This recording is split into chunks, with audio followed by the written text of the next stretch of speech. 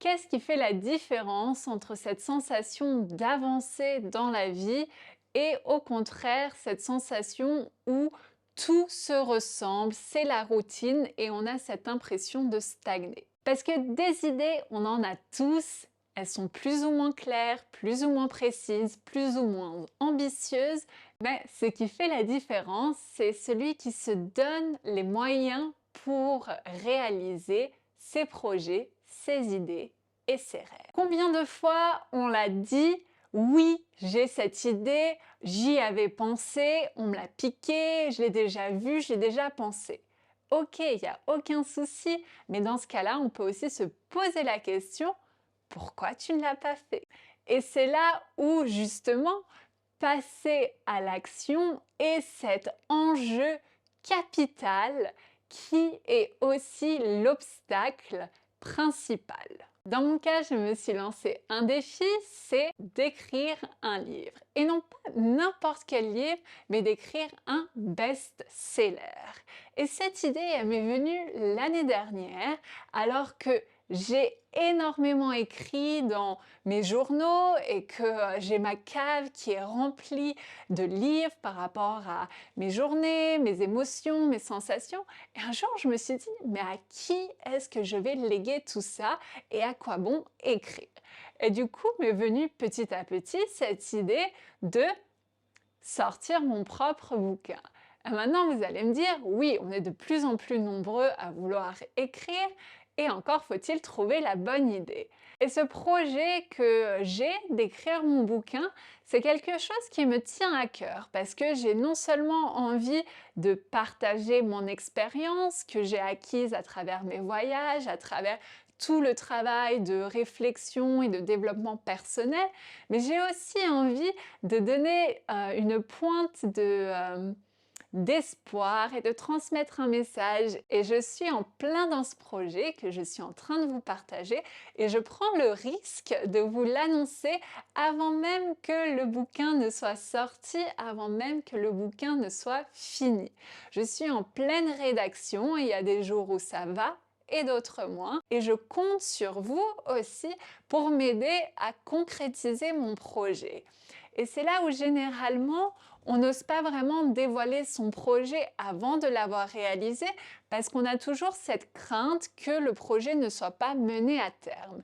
Et c'est pas grave. Finalement, c'est surtout l'idée, l'intention et les étapes après étapes qu'on met en place pour se rapprocher de notre rêve qui sont importantes. Et c'est pour ça que vous êtes complètement intégré dans le processus de création en vous disant voilà la graine, elle est plantée, je souhaite écrire un bouquin et aussi on va parcourir ensemble toutes les étapes avec les hauts et les bas qui constituent justement la rédaction, c'est-à-dire la mise en forme de cette idée. Et j'ai tellement envie de partager mes émotions, partager mes opinions, partager ma vision du monde, partager ce que j'ai appris quand j'ai voyagé, les belles rencontres que je fais au quotidien. Et toutes ces réflexions, du coup, j'ai décidé de les mettre sous forme de fiction. Je vous en parlerai un petit peu plus à l'occasion du vraiment contenu de mon bouquin. Là, j'aimerais vraiment insister sur le côté quelle est la différence entre cette idée, quand on a une idée, je vais écrire un bouquin, et quand on passe à l'action, on manifeste de manière concrète, dans le réel, dans la matière, le bouquin en lui-même. Et il y a différentes étapes qui sont là, qui sont nécessaires, qui sont indispensables. Et je dirais que la première chose à faire qui est vraiment indispensable, c'est d'avoir un plan, c'est d'avoir une direction, c'est d'avoir une ligne directrice. Et ça va être votre base de travail. Ça va vous permettre d'aller cibler et de vraiment affiner votre intention. Et l'intention, elle est essentielle parce que du coup, ça va vous permettre d'être très précis par rapport à ce que vous voulez produire. Par exemple, On a différentes raisons pourquoi on veut écrire et moi, mon but, c'est à travers mon écrit de redonner un petit peu d'espoir et de rêver de, ce futur dans lequel on peut vivre de manière très agréable, heureuse. C'est niais? Non, je vous promets, on ne prend pas le temps de réfléchir au futur et le construire. On est tellement dans le passé, et je suis l'exemple parfait, je me suis rendu compte que mes écrits étaient tournés par rapport à mes expériences passées et c'est là où j'ai voulu aussi me challenger en me disant, tiens, en parlant de fiction, en parlant de quelque chose qui n'est pas encore arrivé, je vais me challenger pour justement me défier et aller orienter ma créativité et tourner mon esprit, mon énergie vers quelque chose qui n'est pas encore arrivé mais que je souhaiterais voir arriver, que ce soit dans ma vie ou dans le monde. Donc voilà, je vous donne quelques pistes supplémentaires concernant le contenu même du bouquin. Et face à un projet aussi énorme comme écrire un bouquin, on peut vraiment se poser la question par où commencer.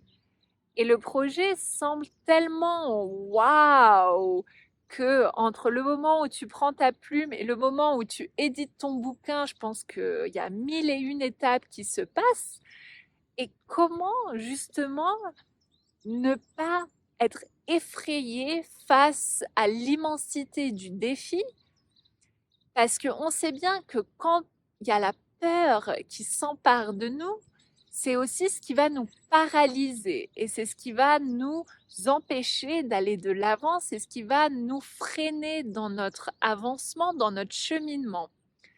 Et donc, il y a des petites excuses que notre cerveau il va trouver parce que gentiment il a envie de trouver plein de raisons pour nous dire non mais t'as raison, n'entreprends surtout pas la rédaction de ce bouquin, c'est une idée farfelue, ça va te prendre ça va te prendre trop de temps, trop d'énergie, tu vas pas gagner ta vie avec, donc c'est un investissement qui ne sert à rien. Tu n'es pas faite pour ça, tu n'as jamais fait ça, donc laisse ça aux autres, etc. Et toutes ces petites choses qui tournent dans votre tête pour vous dire ne fais surtout pas ça, c'est en fait des mécanismes de protection pour en fait vous éviter d'un jour vous retrouver dans une situation d'échec et de vous dire ah bah ouais, j'investis mon temps vers quelque chose qui n'a pas abouti. Et en vous dévoilant mon projet avant même qu'il soit abouti, je prends ce risque de me dire bah peut-être que l'écriture de mon bouquin va prendre 6 mois, peut-être ça va prendre 1 an, peut-être ça va prendre 10 ans, peu importe. Mais en tout cas, je vous partage cette idée, cette volonté d'écrire, cette volonté de partager et je compte sur vous pour me rappeler, comme on dit en anglais, to hold myself accountable, pour me tenir informée et me dire de temps en temps, hey Ivana, et ton projet de bouquin, ça se passe comment? Parce que de la résistance interne pour ne pas aller en avant, il y en a à foison. Et comment est-ce qu'on peut aller au-delà de cette résistance? C'est se rappeler la raison pourquoi on a décidé d'initier ce projet. J'aime beaucoup cette idée de feu interne. Et le feu interne, c'est vraiment une belle image parce que ça doit continuer non-stop à brûler et on doit continuer de mettre des petites bûches dans la cheminée pour que le feu ne s'arrête jamais. Et quand on sait pourquoi est-ce qu'on a initié cette idée, pourquoi cette idée d'écrire un livre, elle est arrivée, pourquoi elle est là, et pourquoi on a envie de lui donner notre temps, notre énergie, notre amour pour que ça se réalise, et ben en fait, ça nous donne la force et la motivation dont on a besoin pour justement aller vers l'avant et dépasser toutes les résistances qui viennent en notre chemin. Parce que ces résistances vont pendant tout le processus venir et repartir, venir et repartir. Donc ça fait des hauts, ça fait des bas en fonction de comment vous vous sentez à l'intérieur. Si vous vous sentez bien en forme, du coup vous sentez aussi infatigable, unstoppable et du coup, on est au sommet de la montagne assez rapidement. Et dans ces moments où ça va un peu moins bien à l'intérieur, où voilà, c'est un peu plus mou, situation de doute, bah, c'est aussi ces moments-là où la résistance va se faire en disant non mais t'es trop fatigué pour écrire, t'as d'autres choses à faire, ne perds pas ton temps.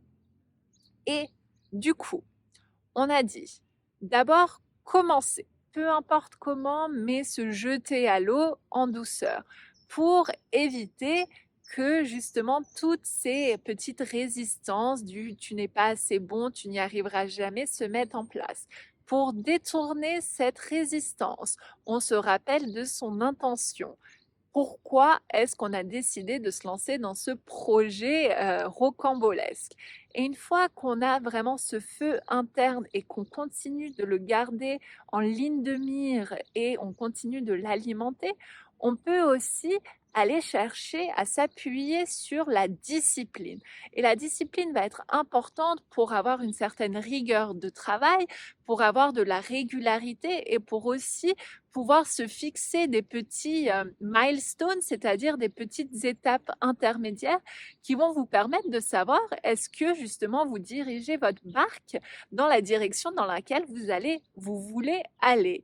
Donc c'est vraiment avoir aussi une certaine rigueur, mais pas être rigide. Donc de la discipline qui vous permet vraiment de travailler, qui vous permet euh, de donner la meilleure version de vous-même sans être trop pushy. Et ça, je pense que j'en reparlerai à l'occasion, parce que parfois aussi, on veut produire coûte que coûte, et du coup, on a tendance à être vraiment très pushy dans notre approche, alors qu'il y a des techniques beaucoup plus adaptées, beaucoup plus douces, et beaucoup plus, je pense, en adéquation avec l'air du temps, pour nous aider à diriger et naviguer la barque dans ces moments de doute, de résistance. Donc, une fois qu'on a mis en place une certaine routine pour avoir cette discipline qui est vraiment euh, entretenue, eh ben, on a aussi besoin d'un certain appui. Et cet appui, ce soutien, c'est vous, c'est votre entourage, c'est votre partenaire, c'est votre compagnon. Ce sont les personnes qui sont c'est les personnes qui sont au courant de votre projet, de votre secret. Et c'est là où ça devient intéressant, c'est que à nouveau, par peur de ne pas réaliser et par peur de ne pas aller au bout de son projet, on n'ose pas trop parler de son projet avant qu'il soit complètement fini, parce qu'on n'aimerait pas perdre la face et quelqu'un nous dise ah tu t'en souviens, tu m'avais dit que tu allais écrire un livre et au final qu'est-ce qui se passe, on l'a jamais vu. Et donc pour éviter de perdre la face, on évite de trop s'avancer pour qu'un jour, voilà, on dise: «Voilà, j'ai écrit un livre». «Ah, mais tu nous avais même pas dit que tu étais en train d'écrire un livre». «Ouais, je préférais garder ça secret, le mauvais œil, on sait jamais, il faudrait pas que quelqu'un il l'entende et m'envoie des mauvaises énergies qui m'empêcheraient, d'accomplir mon destin». Et moi, je prends ça vraiment, du côté opposé et je vous parle du mauvais œil et des choses comme ça parce que ayant des origines slaves, c'est quelque chose qui est assez encore présent, ces superstitions, ne dis rien à personne parce que sinon les gens ils vont être jaloux et du coup, bon, bah tu pourras pas achever ton truc. Et si on voyait plutôt les choses en se disant, tiens, on peut s'inspirer les uns des autres et on peut aussi, simplement par la motivation des uns des autres aussi, trouver le support et le soutien nécessaire pour arriver à nos fins. Pourquoi ne pas faire confiance à son entourage? Parce que on espère les personnes qui sont proches de nous sont aussi des personnes qui nous veulent du bien, c'est des personnes qui nous aiment. Donc on peut aussi se dire que qu'elles comprennent ou pas notre projet, elles peuvent, par leur présence, par leur amour, nous soutenir dans cet épanouissement, dans cette phase de recherche. Et la conclusion de ce petit tuto, de ce petite vidéo, c'est vraiment de se dire que peu importe si au final votre rêve, votre projet, il prend forme, l'essentiel c'est d'avoir ce feu interne qui vous donne envie de créer des choses et surtout de vous dire avant de créer pourquoi est-ce que je veux créer?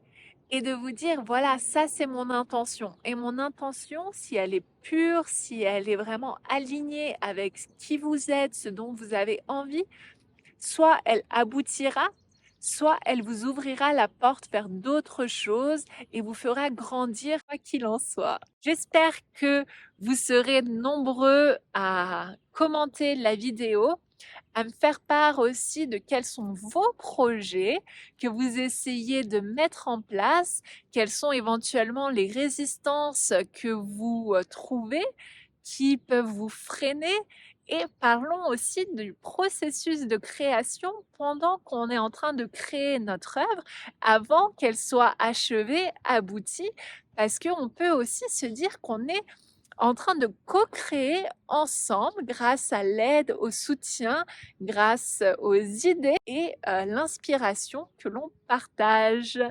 Allez, voyez les choses en grand, voyez comme la vie est belle et voyez comme vous avez du potentiel.